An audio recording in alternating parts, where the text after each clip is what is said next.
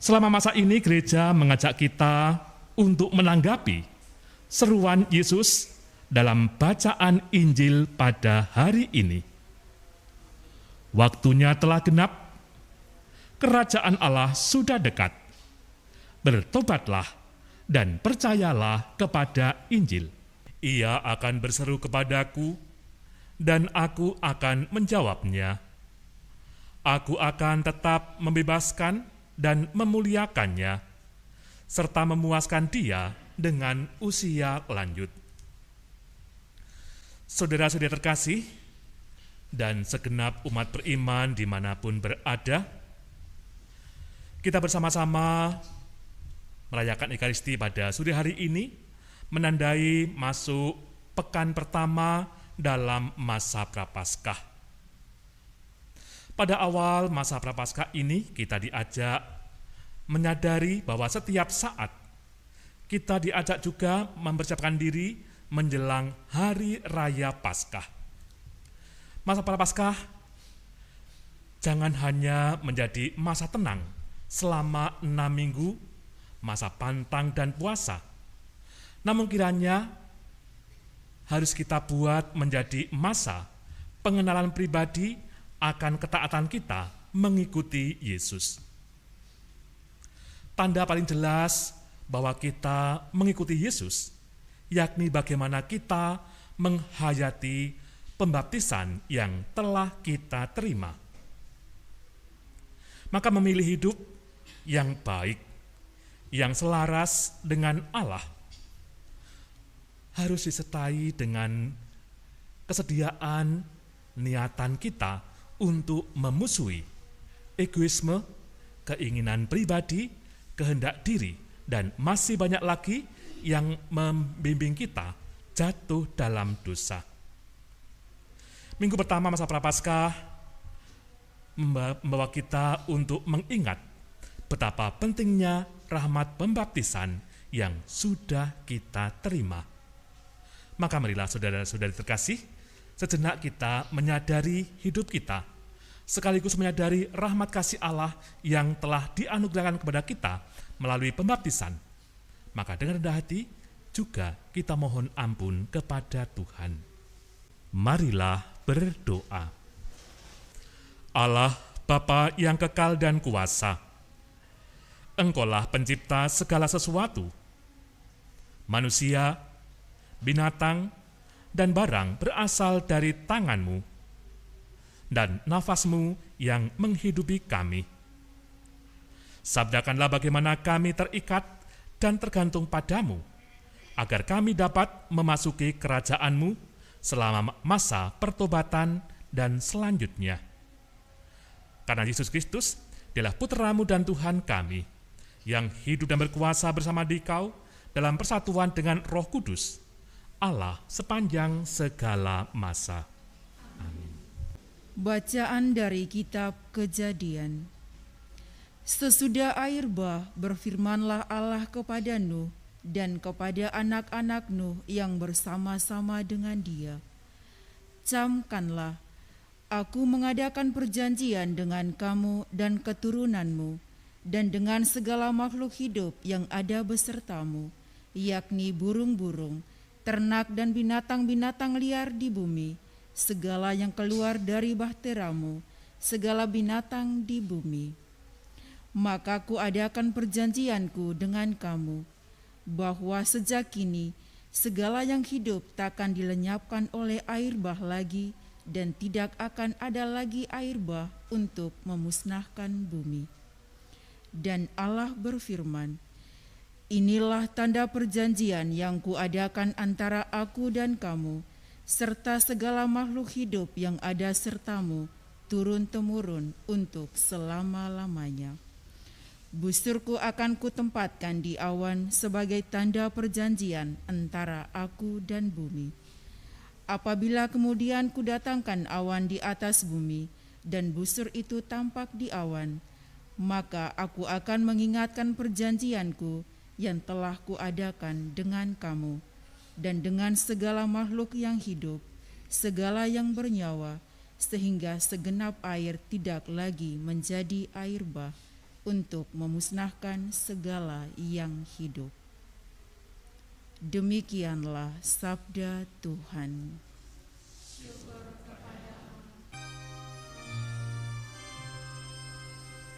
Segala jalan-Mu ya Tuhan adalah kasih setia dan kebenaran.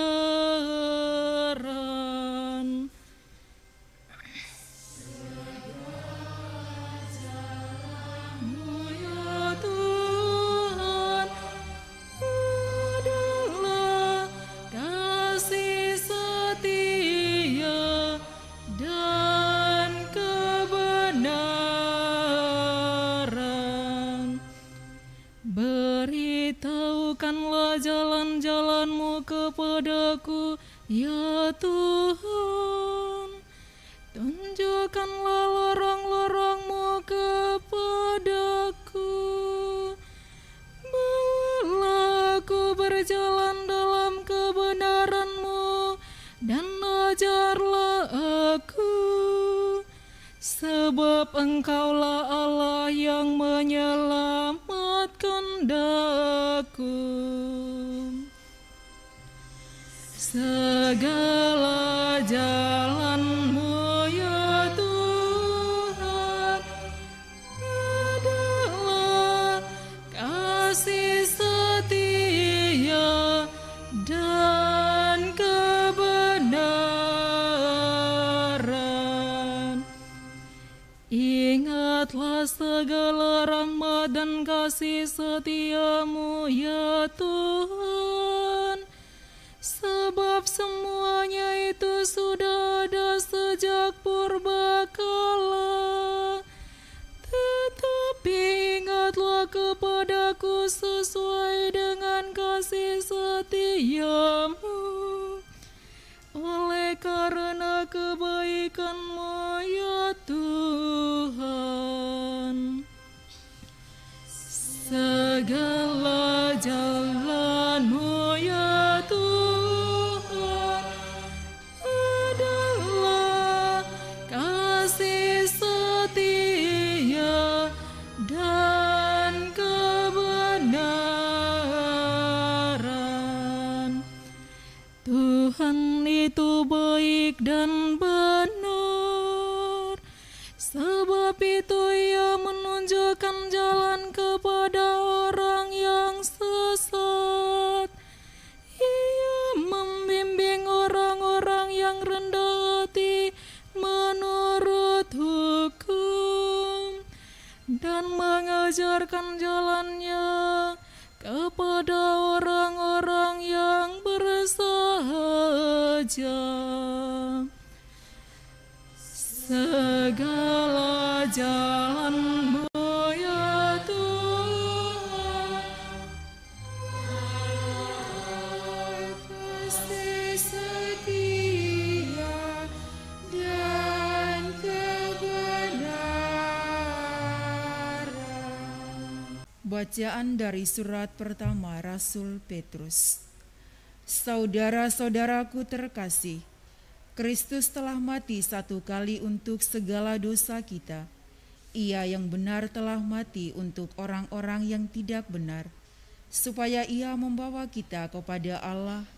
Ia telah dibunuh dalam keadaannya sebagai manusia, tetapi dibangkitkan menurut roh, dan di dalam roh itu juga Ia pergi memberitakan Injil kepada roh-roh yang di dalam penjara, yaitu roh-roh mereka yang pada masa Nuh tidak taat kepada Allah.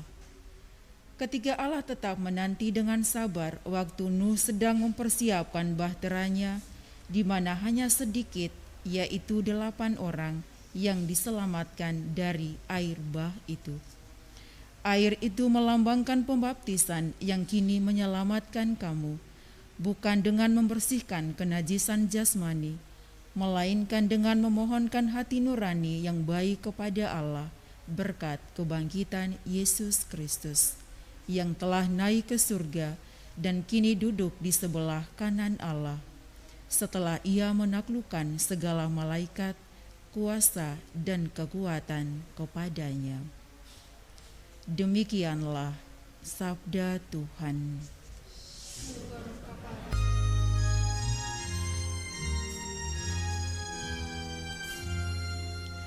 Terpujilah Kristus Tuhan, Raja mulia dan kekal. Terpujilah Kristus Tuhan, Raja mulia dan kekal. Manusia hidup bukan dari roti saja, tetapi dari setiap firman yang keluar dari mulut Allah. Terpujilah Kristus Tuhan, Raja mulia dan kekal. Tuhan sertamu dan sertamu juga. Inilah Injil Yesus Kristus menurut Santo Markus. Dimuliakanlah Tuhan. Sekali peristiwa, Roh memimpin Yesus ke padang gurun. Di padang gurun, ia tinggal 40 hari lamanya dan dicobai oleh iblis. Yesus berada di sana di antara binatang-binatang liar, dan malaikat-malaikat melayani dia. Sesudah Yohanes Pembaptis ditangkap, datanglah Yesus ke Galilea dan memberitakan Injil Allah. Yesus memberitakan, waktunya telah genap, kerajaan Allah sudah dekat. Bertobatlah dan percayalah kepada Injil.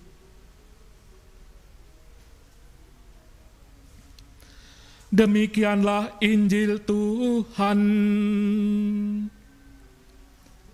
Terpujilah Kristus.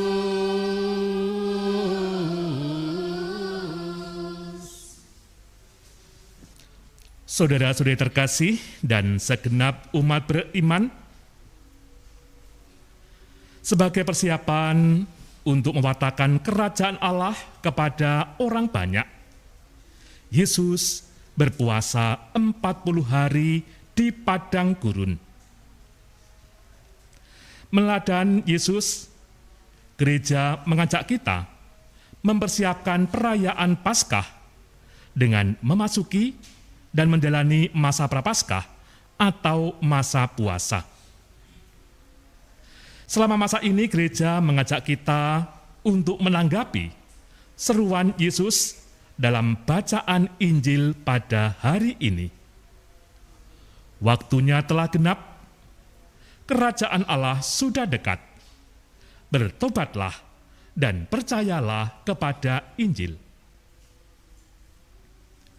Dalam pengertian Alkitabiah, pertobatan mengandung dua tindakan yang tidak terpisahkan.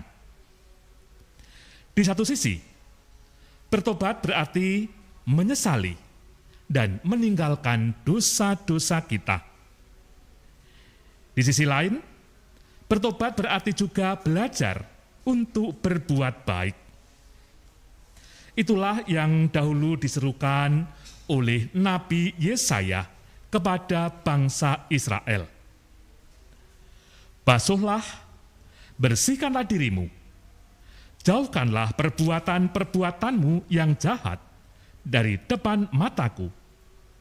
Berhentilah berbuat jahat dan belajarlah berbuat baik.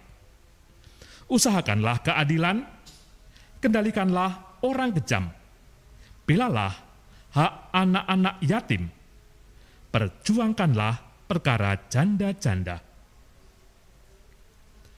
Ketika bangsa Israel merasa heran mengapa Tuhan tidak juga mendengarkan doa mereka, padahal mereka sudah berpuasa, maka Tuhan menjawab mereka dengan mengatakan bahwa puasa mereka tidak ada artinya, sebab mereka berpuasa sambil bertengkar dengan sesama dan tanpa disertai amal kasih. Saudara-saudara kasih, sudah lebih dari 1 tahun pandemi COVID-19 merajalela di banyak tempat di dunia, termasuk juga di Indonesia, bahkan di tempat kita berada. Pandemi ini telah memporak-porandakan kehidupan manusia. Sudah banyak jiwa yang melayang. Kehidupan sosial dan budaya kita amat terganggu. Banyak bisnis merugi, bahkan tidak sedikit yang bangkrut. Akibatnya, banyak orang juga kehilangan mata pencaharian. Proses belajar dan mengajar bagi anak-anak sekolah pun terganggu. Sehingga tidak sedikit orang mengalami depresi karena terlalu lama terkurung di dalam rumah. Masih banyak dampak lain yang tidak bisa disebutkan di sini. Namun secara singkat, banyak orang sangat menderita akibat pandemi ini. Gereja pun mengalami dampak-dampak negatif. Dalam situasi seperti itulah, kita memasuki masa Prapaskah tahun 2021 ini. Oleh karena itu, lebih dari biasanya, faktor amal kasih dan pertobatan menjadi sangat relevan bagi kita dalam masa puasa ini. Selama masa suci ini, kita diajak melakukan hal-hal rohani, seperti merenungkan sabda Allah yang memberi kita pencerahan dan kekuatan rohani. Berpuasa dan berpantang untuk menguatkan kehendak kita, lebih rajin berdoa dan menerima sakramen-sakramen. Itu semua baik dan perlu untuk mendukung pertobatan kita. Akan tetapi, pada masa pandemi ini kita perlu lebih memperhatikan apa yang dikatakan oleh Nabi Yesaya. Bertobat berarti belajar berbuat baik. Sesuai dengan kemampuan kita masing-masing, kita dipanggil untuk menjadi sesama bagi mereka yang membutuhkan bantuan kita. Dalam ensiklik Paus Fransiskus yang berjudul Fratelli Tutti yang terbit 3 Oktober tahun 2020 yang lalu, beliau mengajak kita semua untuk menyadari bahwa umat manusia sejatinya adalah saudara satu sama lain. Sebagai konsekuensinya, penting sekali memupuk persaudaraan dan solidaritas di antara sesama manusia. Pada bagian kedua, Paus mengingatkan kita mana Yesus dalam Injil Lukas. Di situ dikisahkan bagaimana seorang Samaria rela menolong seorang Yahudi yang terkapar tidak berdaya akibat dianiaya oleh perampok. Meskipun sebenarnya ada permusuhan di antara kedua kelompok ini, orang Samaria itu telah menjadi sesama bagi orang Yahudi yang membutuhkan bantuannya. Mengingat amanat Yesus ini, marilah kita dalam masa pandemi ini bersatu padu, bahu-membahu, dan bekerja sama dengan semua manusia tanpa memandang bulu. Marilah kita berusaha menjadi sesama bagi mereka yang membutuhkan bantuan kita. Dalam ensiklik itu juga Paus Fransiskus mensinyalir bahwa penanganan COVID-19 menjadi sulit karena kurangnya kerjasama antar negara. Bisa jadi hal yang sama terjadi juga pada tingkat lokal, yakni tempat kita masing-masing. Mungkin di tempat kita sulit juga menanggulangi COVID-19 karena kurang di antara kita. Dari sebab itu, kami menghimbau umat Katolik Keuskupan Malang untuk siap bekerja sama dengan siapapun. Istimewanya, pemerintah lokal dalam usaha menanggulangi pandemi COVID-19. Amal kasih yang menjadi salah satu ciri masa Prapaskah tidaklah terbatas pada pemberian material seperti sembako atau uang, tetapi juga setiap perbuatan kasih. Misalnya, menaati dengan sungguh-sungguh protokol kesehatan. Dengan menjaga diri, kita juga menjaga sesama kita. Dan dengan demikian, kita mempraktikkan amal kasih. Pada kesempatan ini, baik juga kami menyinggung tema aksi puasa pembangunan nasional tahun 2021, yakni semakin solider. Sesungguhnya ada kaitan erat antara iman, yaitu hubungan kita dengan Allah, dan solidaritas, yaitu hubungan kita dengan sesama. Banyak teks Alkitab menyatakan kaitan keduanya. Yesus pernah menyatakan bahwa cinta kepada sesama sama pentingnya dengan cinta kepada Allah. Dari sebab itu, pada hari pengadilan terakhir, Yesus akan menilai layak tidaknya seseorang masuk kerajaan Allah berdasarkan kasihnya kepada sesama. Sungguh suatu misteri luar biasa apa yang dikatakan Yesus ini. Aku berkata kepadamu, sesungguhnya segala sesuatu yang kamu lakukan untuk salah seorang dari saudaraku yang paling hina ini, kamu telah melakukannya untuk aku. Memang benar yang menyelamatkan kita adalah iman kita, yang pada akhirnya adalah anugerah cuma-cuma dari Allah. Akan tetapi, iman itu tidaklah berdiri sendiri, melainkan bekerja sama dengan kasih. Sebagaimana dikatakan Santo Paulus. Sebab bagi orang-orang yang ada di dalam Kristus, hal bersunat atau tidak bersunat tidak mempunyai sesuatu arti. Hanya iman yang bekerja oleh kasih. Tahun ini, Gereja Katolik Indonesia menghimbau umat untuk ikut memberdayakan rakyat kecil dalam mencari nafkah kehidupan, memajukan kerjasama masyarakat di bidang ekonomi, misalnya saja dengan menggalakkan berbagai bentuk koperasi simpan pinjam, kredit union, arisan, dan sebagainya. Selamat memasuki masa Prapaskah. Semoga kita mampu menjalani masa suci ini dengan baik. Tuhan memberkati. Malang, 15 Februari tahun 2021. Tertanda Monsinyur Henrikus Pidiarto Gunawan, Uskup Keuskupan Malang.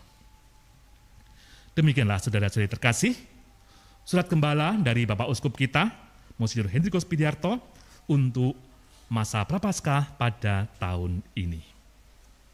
Di bawah sayap Tuhan engkau bernaung, di bawah kebaknya engkau bernaung. Marilah berdoa.